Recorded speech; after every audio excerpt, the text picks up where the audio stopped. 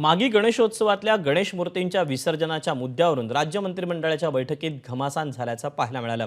POP Ganesh मूर्ती समुद्रात विसर्जन न करण्यासंदर्भात उच्च न्यायालयाने दिलेल्या निर्णयाविरोधात राज्य सरकार सर्वोच्च न्यायालयात आव्हान देण्याची शक्यता आहे। या बैठकीनंतर उपस्थित अधिकाऱ्यांना बाहेर जाण्यास सांगून सांस्कृतिक कार्यमंत्री आशिष शेलार यांनी मागी गणेशोत्सवासंदर्भात नियमांच्या पालनावरून अडेलतट्टू भूमिका घेणाऱ्या अधिकाऱ्यांवर ताशेरे ओढले। तसंच अधिकाऱ्यांकडून हिंदू विरोधी भूमिका घेतली जात असल्याची तक्रार आशिष शेलारांनी केली।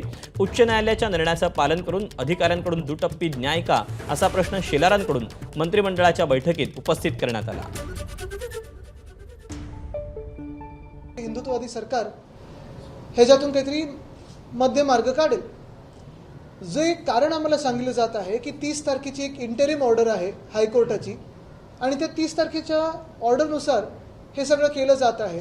मला वाटतं ह्याच्यात कुठे ना कुठेतरी हे भाजपचं जे राज्य सरकार आहे, जे आम्हाला स्वतः हिंदुत्ववादी सरकार म्हणून म्हणतं, ते कुठे ना कुठेतरी अपयशी ठरलेलं आहे। ज्या मंडळांना परवानगी तुमच्याच महानगरपालिकेने दिलेली आहे, तुमच्याच प्रशासनाने दिलेली आहे, तुमच्याच वॉर्ड ऑफिसरने दिलेली आहे, त्या मुंबई महानगरपालिकेने कोर्टात आर्ग्यू करत असताना कमीत कमी ह्या मागी गणेशाच्या ज्या तारखांसाठी सूट मागणं गरजेचं होतं। एबीपी माझा, उघडा डोळे बघा नीट।